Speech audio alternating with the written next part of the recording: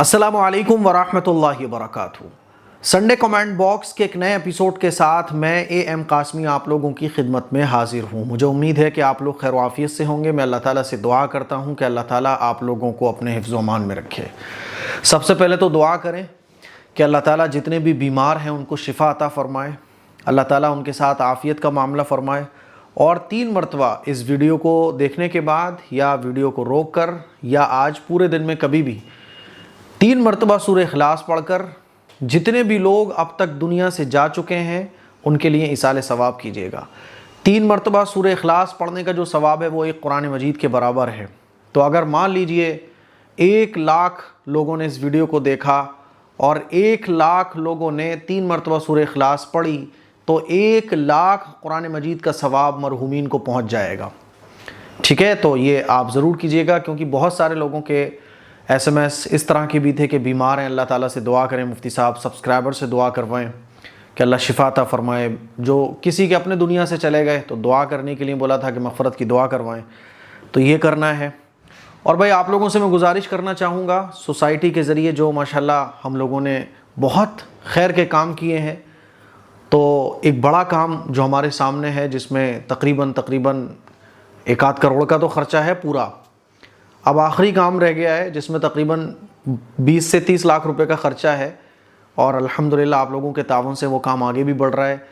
بڑا پروجیکٹ جس میں اسکول بھی ہے، مدرسہ بھی ہے، مسجد بھی ہے، کلینک بھی ہے، اور ایک ایسے علاقے میں جو نئی آبادی ہے جہاں اس طرح کے ایجوکیشن سے ریلیٹڈ کوئی کام نہیں ہوتے ہیں، تو اس اسکول کو، مسجد کو، مدرسے کو، اس بڑے پروجیکٹ کو تعمیر کرانے میں ہمارا ساتھ دیں۔ 1 منزل کا کام تقریباً مکمل ہونے والا ہے، لیکن اکاؤنٹ بالکل خالی ہو چکا ہے۔ آپ لوگوں کے 100 روپے، 50 روپے، 10 روپے، آپ سب لوگوں کا یہ چھوٹا تعاون انشاءاللہ بہت بڑا کام انجام دے سکتا ہے۔ تو آپ لوگ تعاون ضرور کیجیے گا، اس QR کوڈ پر جتنا ہو سکے تعاون کیجیے، انشاءاللہ اللہ تعالیٰ ہمارے اس کام کو جلدی مکمل کروا دے گا۔ چلیے سوالوں کا سلسلہ شروع کرتے ہیں۔ پہلا سوال یوٹیوب چینل نے پوچھا ہے، اور انہوں نے لکھا ہے کہ مفتی صاحب آپ خیر و عافیت سے ہوں گے، آپ سے 2 سوال پوچھنا چاہتا ہوں۔ نمبر 1، مجھے خواب میں نبی کریم صلی اللہ علیہ وسلم کی زیارت کرنی ہے تو مجھے کیا کرنا ہوگا؟ دیکھیے، حضور علیہ الصلوۃ والسلام کی زیارت اگر کسی کو کرنا ہے تو حضور کی سنتوں پر عمل کیا جائے۔ حضور علیہ الصلوۃ والسلام پر جتنا ہو زیادہ سے زیادہ درود شریف پڑھا جائے۔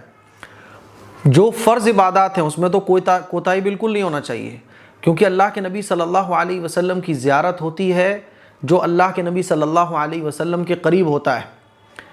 تو ہمیں قریب جانے کے لیے کیا کرنا پڑے گا؟ اللہ کے نبی نے خود بیان فرمایا کہ جو مجھ سے محبت کرنا چاہے، جو مجھ سے محبت کرتا ہے وہ میری سنتوں سے محبت کرتا ہے، میرے طریقے کو فالو کرتا ہے۔ اور قرآن مجید میں بھی اللہ تعالیٰ نے جگہ جگہ بیان کیا ہے، اطیعوا اللہ واطیعوا الرسول، کہ اللہ کی اطاعت کرو اور اس کے رسول کی اطاعت کرو۔ تو اللہ کے نبی کی اگر زیارت کرنا چاہتے ہیں تو بھائی گناہوں سے بچنا اور سنتوں کے مطابق زندگی گزارنا، اور سب سے اہم کام فرض اور سنتوں کے بعد کہ زیادہ سے زیادہ درود شریف پڑھنا۔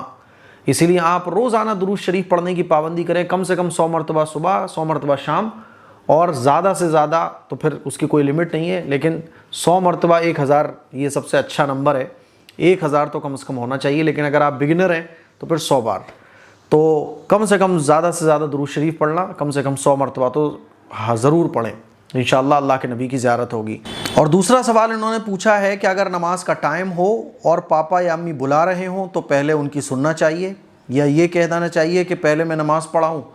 یہ تو آپ دیکھ لو، آپ ان سے پوچھ لو کہ امی ضروری کام ہے، میں نماز پڑھ رہی ہوں، میں نماز پڑھ رہا ہوں، اگر زیادہ ضروری ہے تو بتائیے، جو بھی ہے آپ دیکھیے کیسے ہوگا۔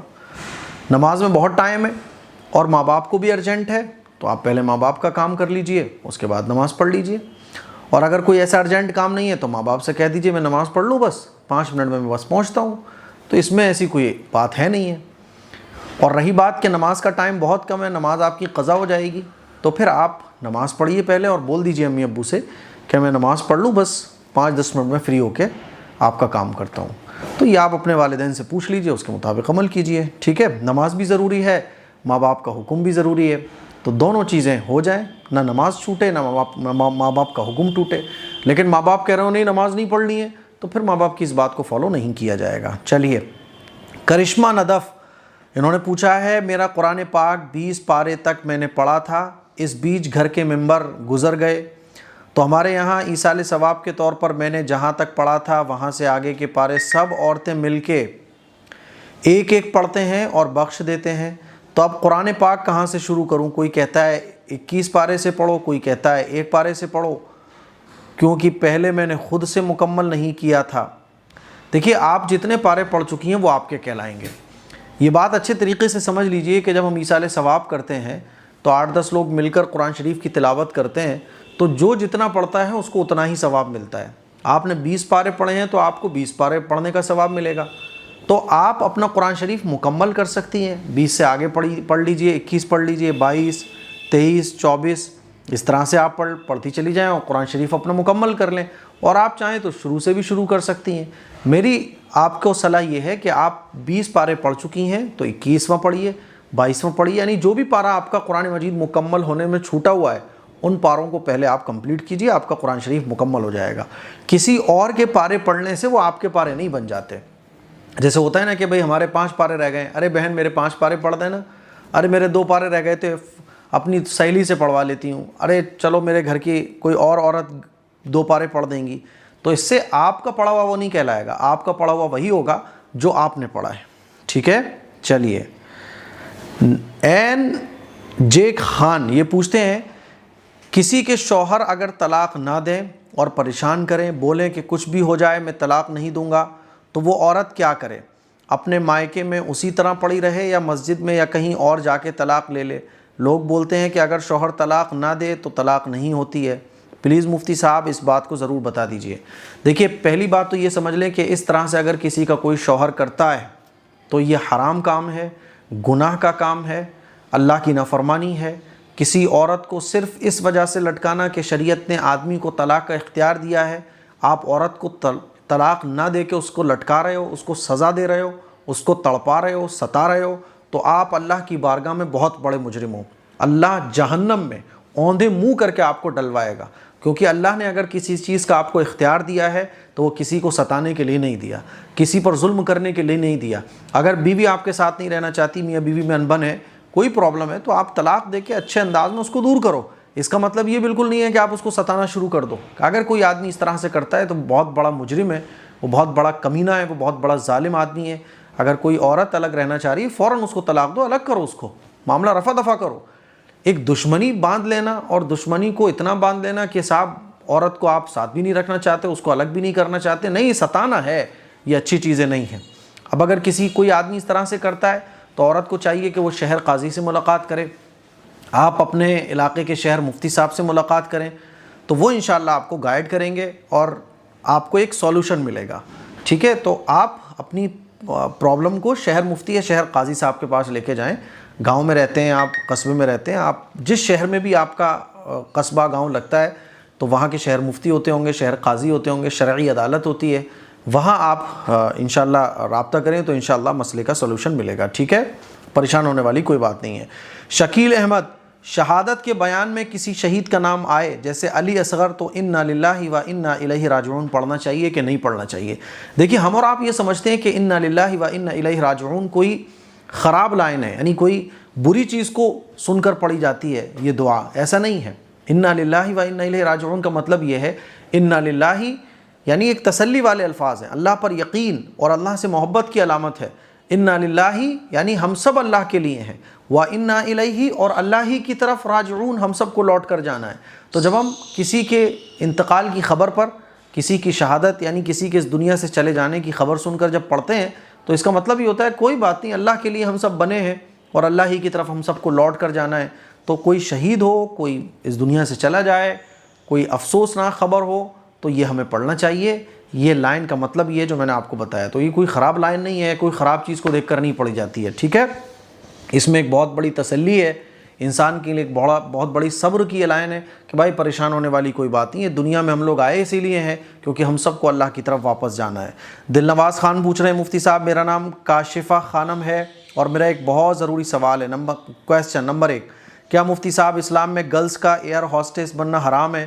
کیونکہ میں بہت لوگوں کو سنا ہے کہ یہ جاب مت کرنا، یہ اسلام میں حرام ہے کیونکہ اسلام میں شارٹ یونیفارم پہنی جاتی ہے اور ان کے پائلٹ کے ساتھ غلط تعلقات بھی ہوتے ہیں وغیرہ وغیرہ. لیکن مفتی صاحب جس ایئر لائن کو میں جوائن کرنا چاہتی ہوں اس میں ایئر ہوسٹس کے لیے فل یونیفارم ہے اور جتنا ہو سکے میں حرام کاموں سے کرنے سے بچوں گی. اس جاب کے بارے میں بتائیے. دیکھو اس جاب کے بارے میں تو بعد میں بتاؤں گا, آپ پہلے خود ریسرچ کیجئے کہ اس جاب کے کیا کیا نقصانات ہیں. جو ایئر ہوسٹس جنہوں نے کئی بار ایسے سیکریٹس, ایسی غلط کام جو اس فیلڈ میں ہوتے ہیں ان کو ریویل کیا ہے, وہ آپ تھوڑا سا پڑھو تو آپ کو پتہ چلے گا. دوسری اہم بات جو میں آپ کو بتانا چاہتا ہوں کہ دیکھیے ہمارے سامنے دو راستے ہوتے ہیں. ایک جاب اور ایک پیشہ وہ ہے جس میں صرف پیسہ تو ہے لیکن کوئی خدمت خلق کا پہلو نہیں ہے, عبادت کا کوئی پہلو نہیں ہے. ایک جاب تو وہ ہے, اور ایک جاب وہ ہے جس میں سیلری تو ہے, پیسہ دونوں جابوں میں آئے گا. دو طرح کی جاب ہمارے معاشرے میں پائی جاتی ہیں. ایک جاب تو وہ ہے جس میں پیسہ تو ہے لیکن اس میں خدمت خلق کا پہلو نہیں ہے, اور ایک جاب وہ ہے جس میں پیسہ بھی ہے اور خدمت خلق کا بھی پہلو ہے. مثال کے طور پہ جیسے ایئر ہوسٹس بننا, تو ایئر ہوسٹس اگر کوئی بن جائے تو اس میں جاب تو ہے, پیسہ بھی ہے نا, لیکن اس میں خدمت خلق کا پہلو نہیں ہے. بلکہ یہ ایک بہت عجیب سی جاب لگتی ہے کہ ہم غیروں کو کھانا پیش کر رہے ہیں, ایک ویٹرنگ کا کام کر رہے ہیں, ان کے لیے لائٹیں آن کر رہے ہیں, پانی لا کے دے رہے ہیں, ہے نا, ان کی جو بھی ہے اس کو آپ کچھ بھی کہہ لو لیکن ہے تو بہرحال وہ غلامی. تو ایک تو یہ جاب ہے. ایک جاب ہمارے پاس وہ ہے ٹیچنگ کی لائن کی, ہم تعلیم دے رہے ہیں, بچوں کو علم دے رہے ہیں. ڈاکٹر بننا کہ ہم غریبوں کی خدمت کر رہے ہیں, مریضوں کا علاج کر رہے ہیں. تو یہ جو علاج کرنا, بچوں کو پڑھانا اور یہ اس طرح کی جو جابس ہیں اس میں خدمت خلق کا بھی پہلو ہے, اور اس میں ایک خاتون کی سیفٹی بھی زیادہ ہے, اس میں سکون بھی زیادہ ہے, اطمینان بھی زیادہ ہے. ایئر ہوسٹس میں آپ دیکھ لو, انہیں خوبصورت چہرے والی چاہیے, ان کو بال کٹی ہوئی والی چاہیے, ان کو جو ہے نا جیسے وہ چاہیں گے ویسے بنائیں گے آپ کو, اور کیا کچھ نہیں ہوتا. اس کے بارے میں کبھی آپ فیکٹس چیک کر کے دیکھیے, جو لڑکیوں کے ساتھ جو حالات گزرے ہیں وہ بتاتی ہیں. بہرحال یہ ایک جاب ہے, جاب آپ کر سکتی ہیں, لیکن کیوں نہ ہم وہ آپشن کو فالو کریں جس میں جاب بھی ہے اور خدمت خلق کا بھی پہلو ہے, جس میں ہم اپنی فیملی کی بھی خدمت کر سکتے ہیں, اپنے ماں باپ کی بھی خدمت کر سکتے ہیں, اور اپنے سماج, اپنے معاشرے کو ہم کچھ دے سکتے ہیں, اپنے معاشرے کو ہم چینج کر سکتے ہیں, اپنے معاشرے کے لیے ہم کچھ کر سکتے ہیں. تو ایک جاب تو یہ ہے, ایک جاب وہ ہے. تو میری آپ کو صلاح یہ ہے کہ دیکھو کچھ ہوتا نہ ہو اس سے مجھے مطلب نہیں ہے, وہ بھائی آپ کی ڈریس پوری ہے, آپ حرام کاموں سے بچو گی تو اس میں کیا رہا ہے, شریعت اجازت دیتی ہے. لیکن پھر بھی جب ہمارا ٹائم جائے گا ہی, ہمارا محنت ہماری لگے گی, تو کیوں نہ وہ جاب ہم فالو کریں, اس پیشے کو ہم چوز کریں جس میں خدمت خلق کا بھی پہلو ہے. تو میں سمجھتا ہوں کہ وہ زیادہ اچھا ہوگا. مثال کے طور پہ ایک آدمی جو ہے نا وہ ٹیچر بنتا ہے اور ایک پائلٹ بن جاتا ہے. تو پائلٹ اگر کوئی بنتا ہے ٹھیک ہے, جائز ہے, لیکن ٹیچر والا جو آپشن ہے, یعنی بھائی میں ایجوکیشن دوں گا, بچوں کو تعلیم دوں گا, یا کوئی ڈاکٹر بن جاتا ہے تو وہ یہ سوچ کے کہ بھائی میں خدمت خلق کروں گا. تو اس جاب کے اندر خدمت خلق بھی آپ کو مل رہی ہے فری میں, اور خدمت خلق کتنی بڑی عبادت ہے آپ اندازہ لگا سکتے ہیں. تو بہرحال آپ کی چوائس ہے. یہ دو آپشن میں نے آپ لوگوں کے سامنے رکھ دیے ہیں, ٹھیک ہے. چلیے, شمع ملک پوچھتی ہیں خیریت سے ہیں آپ؟ الحمدللہ. نمبر 1, اگر روم میں جگہ کم ہو تو کیا خواتین ایک دوسرے کے پیچھے نماز پڑھ سکتی ہیں؟ اس سے ہماری نماز صحیح ہو جائے گی, کیونکہ مسجد میں جماعت سے نماز پڑھتے ہیں امام کے پیچھے, تو وہاں تو سب لوگ اس لیے کھڑے ہو جاتے ہیں. میرے اس سوال کا جواب کلیئر کیجیے گا. جی, اگر جگہ کم ہے اور خواتین ایک دوسرے کے پیچھے کھڑی ہو جاتی ہیں اور اپنی اپنی وہ لوگ نماز پڑھ رہی ہیں تو آپ کی نماز بالکل صحیح ہو جائے گی. نمبر 2, اگر کوئی عورت عدت میں بیٹھی ہے اور اس سے کوئی غیر مسلم خاتون ملنے آئے تو کیا وہ اس سے مل سکتی ہیں؟ عورتوں سے مل سکتی ہیں, اس میں کوئی حرج کی بات نہیں ہے, ٹھیک ہے.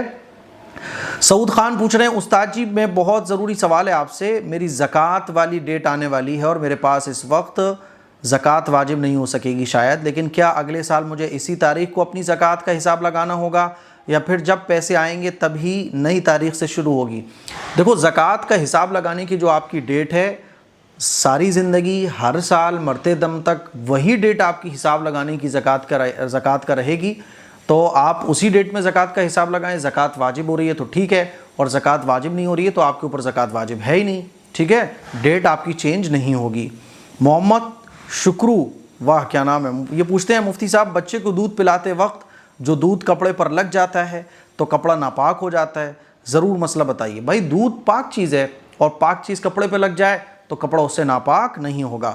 بھائی دیکھو, آج کا جو سنڈے ایپیسوڈ ہے یہ تھوڑا سا شارٹ ہونے والا ہے, اس کی وجہ یہ ہے کہ آج علماء اکرام کی دعوت ہے، علماء اکرام ہیں، ڈاکٹر حضرات ہیں ہمارے فیروز آباد کے اور آس پاس کے، ججز ہیں اور بڑے بڑے وکلاء ہیں جو فیروز آباد کے، تو ایک خاص لوگوں کی دعوت کا انتظام مسجد میں کیا گیا ہے، تو اسی میں مشغول تھا، اسی لیے آپ کو سنڈے ایپیسوڈ بھی دیر سے مل رہا ہے۔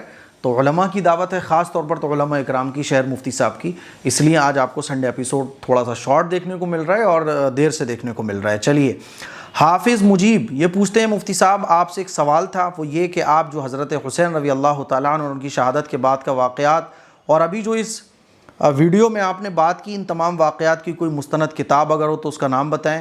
عین نوازش ہوگی۔ دیکھو اس سلسلے میں البدایہ والنہایہ آپ پڑھیے، اردو ترجمہ اس کا پڑھیے۔ دوسرا مفتی شفیع صاحب کی کتاب ہے، اس کا نام ہے کربلا کا واقعہ، ایسے ہی کوئی نام ہے، کربلا کا واقعہ یا شہادت حسین رضی اللہ تعالیٰ عنہ کتابچے بھی ہے، مفتی تقی عثمانی صاحب کی اور مولانا مفتی شفیع صاحب کی آپ کتابوں کا مطالعہ کریں تو انشاءاللہ آپ کو بہت مدد ملے گی۔ شاہینہ پروین پوچھتی ہے میں پورا پردہ کرتی ہوں، کالج مارکیٹ گھر سے باہر پورا پردے میں جاتی ہوں، ماشاءاللہ مفتی صاحب مجھے بہت پسند ہے پردہ، میری بہن بہت اچھا، بٹ میری شادی ہونے والی اور وہاں سب میرے لیے نامحرم ہوں گے تو میں کیا گھر کے اندر میں نقاب میں رہ سکتی ہوں؟ آپ حجاب میں رہ سکتی ہیں، ٹھیک ہے بھائی، ہوتا ہے کہ گھر کا ماحول ایسا نہیں ہے تو آپ حجاب میں رہیے، بال کھولنے کی وہ لوگ بولیں تو آپ اس کو سختی کے ساتھ انکار کیجئے، آپ پورے حجاب میں، غیر محرم ہوتے ہیں گھر کے جو لوگ ہوتے ہیں، چچا کے اور سسرالی رشتہ دار ہوتے ہیں، ان کے سامنے بدرجہ مجبوری نظروں کو نیچا کر کے جتنا بچا جا سکتا ہو بچنے کی کوشش کریں، ٹھیک ہے۔ تو یہ آج کے ہمارے کچھ سنڈے ایپیسوڈ کے سوالات تھے، مجھے امید ہے کہ آج کا سنڈے ایپیسوڈ آپ لوگوں کو پسند آیا ہوگا، اس کلپ کو شیئر کریں، دوسروں تک پہنچائیے۔ السلام علیکم ورحمۃ اللہ وبرکاتہ۔